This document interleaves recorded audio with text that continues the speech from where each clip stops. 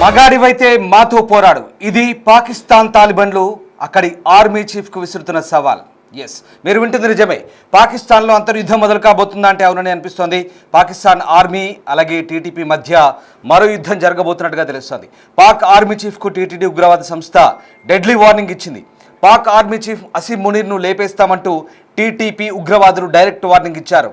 Army చీఫ్ను బెదిరిస్తూ video release చేశారు. దమ్ముంటే డైరెక్ట్గా తమతో యుద్ధానికి రావాలంటూ పిలుపునిచ్చారు.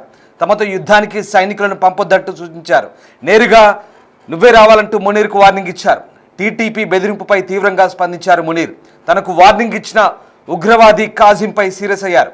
కాజింను పట్టిస్తే 10 కోట్ల రివార్డ్ అంటూ ఆర్మీ ప్రకటించింది. దీంతో టీటీపీ ఆర్మీ చర్యలతో మరింత ఉద్రిక్తత చోటు చేసుకునే అవకాశం కనిపిస్తోంది. ఇప్పటికే పంజాబ్ ప్రావిన్స్లో టీటీపీ అల్లర్లు సృష్టించింది. మొన్నటి వరకు కూడా ఆఫ్ఘన్తో పాకిస్తాన్ యుద్ధం, అదే సమయంలో పాలస్తీనాపై అమెరికా చర్యలతో పాకిస్తాన్లో టీటీపీ ఆధ్వర్యంలో తీవ్రంగా అల్లర్లు చెలరేగాయి. మరొకసారి తాజాగా పాకిస్తాన్లోని తాలిబన్లు అక్కడి ఆర్మీ చీఫ్కు సవాల్ విసురుతున్నారు. డెడ్లీ వార్నింగ్ ఇస్తున్నారు. మగాడివైతే మాతో పోరాడంటూ వీడియో రిలీజ్ చేశారు. ఈ నెల 8న దాడిలో 22 మంది సైనికులను చంపామంటూ ప్రకటించుకున్నారు. ఇక టీటీపీ దాడులతో పాకిస్తాన్ ప్రభుత్వానికి తీవ్ర ఇబ్బందులు ఎదుర్కొంటున్నారు.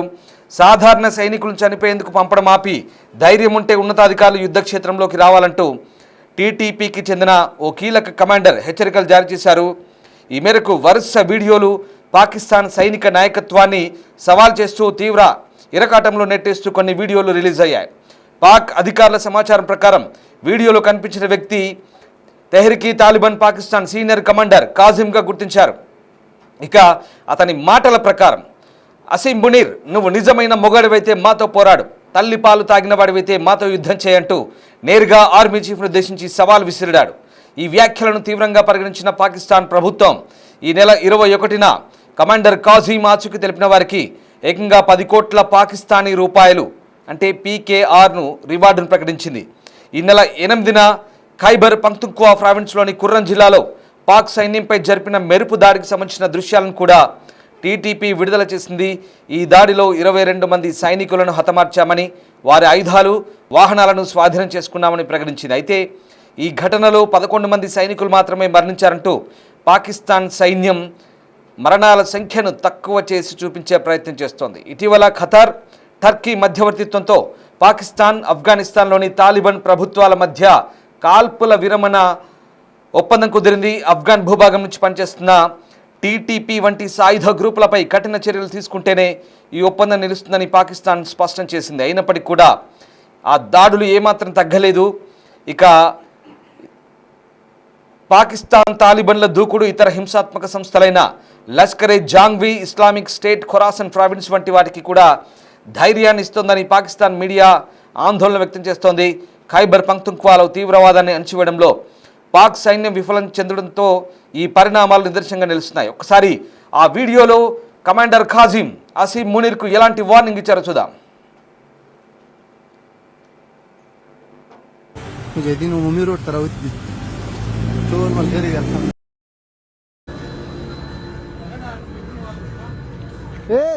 تليفون تري واخله تليفون لا تلا كم زاده تو پېښور عمومي روډ الحمد لله څه فکس ده ورکه انا قراري ده سمشته صوري دي چیرته راوتلی دا عمومي روډ ده الحمد لله ملګری پکې چک بیان کوي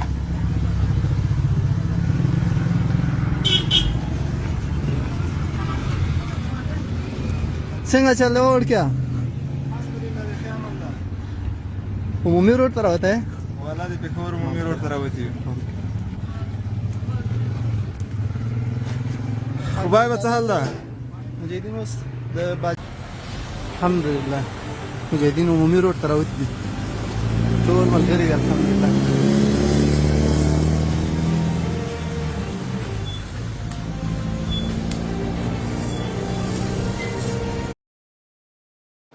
అసలు ఈ తెహ్రీకే తాలిబాన్ ఉగ్రవాద సంస్థ అనేది పాకిస్తాన్ పెంచిన ఒక పెరటి మొక్క లాంటిదంటున్నారు. ఇది అనేక తాలిబాన్ వర్గాల కలయికతో ఏర్పడిన ఉగ్రవాద సంస్థ. 2007లో బజావుర్, స్వాత్, ఖైబర్ ప్రాంతాల నుంచి పుట్టుకొచ్చిన ఈ వర్గాలు ఒక్కటై పాకిస్తాన్లోని మిలిటరీ, రాజకీయ వ్యవస్థలపై దాడులు ప్రారంభించాయి. దీని వెనుక అల్-ఖైదా ప్రత్యక్ష మద్దతు ఉండడమే కాకుండా ఒసామా బిన్ లాడెన్ చుట్టూ ఉన్న నెట్వర్క్ ఆరంభంలో దీనిని ప్రభావితం చేసింది. ఆఫ్ఘన్ తాలిబాన్, తెహ్రికే తాలిబాన్, పాక్ మధ్య భావజాల సమానత ఉన్న లక్ష్యాలు వేరు. ఆఫ్ఘన్ తాలిబాన్ ప్రధానంగా తమ దేశంతో పాటు పాకిస్తాన్లో ఇస్లామిక్ పాలనను స్థాపించడమే లక్ష్యంగా పెట్టుకుంది. టీటీపీ పాకిస్తాన్లో సైనిక వ్యవస్థను కూల్చి దాని స్థానంలో ఇస్లామిక్ షరియా పాలనను తీసుకురావాలని భావిస్తోంది. ఇద్దరి మధ్య మతపరమైన సాన్నిహిత్యం ఉన్నప్పటికీ పాకిస్తాన్ ఆఫ్ఘనిస్తాన్ సంబంధాలు దిగజారడంతో ఇవి మరింత క్లిష్టంగా మారాయి. ఇక టీటీపీ పాకిస్తాన్ సరిహద్దులో పెద్ద ఎత్తున ఉగ్రదాడులకు పాల్పడుతోంది. ఆ ఉగ్రవాద స్థావరాలన్నీ ఆఫ్ఘనిస్తాన్లో ఉన్నాయంటూ పాకిస్తాన్ ఆరోపించింది. ఇటీవలే కాబుల్ నగరంపై పాక్ సైన్యం వైమానిక దాడులు చేసింది. ఆ ఘటన తర్వాత అక్టోబర్ 11న పాకిస్తాన్ ఆఫ్ఘన్ బోర్డర్లో సైనిక ఘర్షణ పెరిగింది. తాలిబాన్ల దాడుల్లో పెద్ద సంఖ్యలో పాకిస్తాన్ సైనికులు చనిపోయారు. సరిగ్గా ఇదే సమయంలో ఆఫ్ఘనిస్తాన్ విదేశాంగ మంత్రి అమీర్ ఖాన్ ముత్తాకి భారత్లో పర్యటిస్తుండడంతో ఈ అంశానికి మరింత ప్రాధాన్యత సంచరించుకుంది. ఇక ఈ నేపథ్యంలోనే ఒక్కసారిగా ప్రస్తుతం ఈ టర్కీ అలాగే ఖతర్ మధ్యవర్తిత్వంలో కాల్పుల విరమణ జరిగినప్పటికీ తాజాగా ఈ 10 కోట్ల రివార్డును ఖాజింపై ఎందుకు ప్రకటించారంటే ఏకంగా పాకిస్తాన్ సైనిక అధికారులను సవాల్ చేయడమే దీనికి ప్రధాన కారణంగా చెప్తున్నారు. మరోవైపు పాకిస్తాన్ ఆర్మీ చీఫ్తో పూర్తిగా వ్యవస్థలన్నీ నాశనమవుతున్నాయంటూ ఆ దేశ మాజీ ప్రధాని ఇమ్రాన్ ఖాన్ మరోసారి విరుచుకుపడ్డారు. సైనిక బలంతో వ్యవస్థలన్నీ నాశనం చేస్తున్నాడంటూ మండిపడ్డారు. జైల్లో తనతోనూ దారుణంగా వ్యవహరిస్తున్నారని విమర్శించారు. తనను ఒంటరిగా ఉంచారని, కనీస సదుపాయాలు కూడా కల్పించలేదంటూ ఎక్స్ వేదికగా మాజీ ప్రధాని నిప్పులు చెరిగారు. రాజ్యాంగ విలువలు, చట్టబద్ధమైన పాలన, న్యాయం, ప్రజాస్వామ్య స్వేచ్ఛ అన్నీ మంటగలిశాయని, ఇవన్నీ కూడా పక్కన పెట్టి సొంత చట్టాన్ని అమలు చేయడం, ప్రజాస్వామ్య వ్యవస్థల్ని నాశనం చేయడమే అంటూ ఇమ్రాన్ ఖాన్ పూర్తిగా ఆర్మీ చీఫ్పై మండిపడ్డారు. మరోవైపు ఇక జైల్లో కూడా తనను పూర్తిగా ఒంటరిగా చేశారని, రాజకీయ బాధ్యతలను చేయడం పాక్ చరిత్రలో ఎన్నడూ లేదంటూ మండిపడుతున్న పరిస్థితి. ఈ నేపథ్యంలోనే ఒక్కసారిగా అటు ఇమ్రాన్ ఖాన్ విమర్శలు, మరోవైపు దేశంలో పరిస్థితులు దిగజారుతున్నాయంటూ అతను చేస్తున్న వ్యాఖ్యలు పూర్తిగా ఇప్పుడు పాకిస్తాన్ పరిస్థితికి అద్దం పడుతున్నాయి. మరోవైపు ఇమ్రాన్ సన్నిహితుడైన జుల్ఫీ భోకారి కూడా జైలు అధికారుల తీరుపై మండిపడుతున్నారు. పాకిస్తాన్లో ఇమ్రాన్ ఖాన్ భార్య బుష్రా బీబీని 6 గంటల పైగా జైలు బయట వెయిట్ చేసేలా ఉంచారని, ఆమె ఇమ్రాన్తో భేటీ కాకుండా చేస్తున్నారంటూ ఆరోపించారు. ఈ నేపథ్యంలో అడియాల జైలు బయట 6 గంటల పైగా బుష్రా బీబీ వెయిట్ చేయడం విషయాన్ని ఆయన ఎక్స్ వేదికగా ఖండించారు. మొత్తం మీద 73 ఏళ్ల ఇమ్రాన్ ఖాన్ వివిధ కేసులు ఇరుక్కున్నప్పటికీ కూడా 2 సంవత్సరాల పైగా జైల్లో నుంచి అనేక కేసులు బనాయించి బయటకు రాకుండా చేస్తున్నాడు ఆర్మీ చీఫ్ మునీర్. సో ఓవరాల్గా ఈ పరిస్థితులన్నీ కూడా గమనిస్తుంటే మొత్తం మీద పాకిస్తాన్లో అంతర్యుద్ధం దిశగా పరిస్థితులు తలెత్తున్నాయనే విషయం అర్థమవుతుంది. ఓవైపు ఏకంగా తెహ్రీకే తాలిబాన్ పాకిస్తాన్ అంటే పాకిస్తాన్ తాలిబాన్లు డైరెక్ట్గా ఆర్మీ చీఫ్ని సవాల్ చేస్తున్నారు. నువ్వు మొగాడివైతే దమ్ముంటే కింది స్థాయి సైనికులను మాపై యుద్ధానికి పంపకుండా సైన్య అధ్యక్షుడైన అసీం మునీర్తో పాటు సీనియర్ సైనికాధికారులంతా తమతో యుద్ధానికి పాల్పడాలంటూ, యుద్ధానికి నేరుగా రావాలంటూ సవాల్ చేయడం ఇప్పుడు సంచలనంగా మారుతోంది.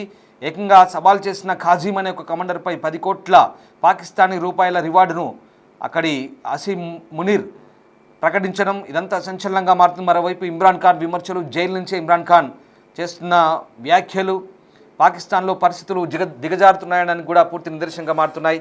సరిహద్దుల్లో మాత్రం వాస్తవానికి పరిస్థితులు ఏమాత్రం బాగాలేవు. ఇటు భారత్తో సరిహద్దుల్లో, అటు ఆఫ్ఘనిస్తాన్తో సరిహద్దులు ఎక్కడా పరిస్థితులు బాగాలేవు.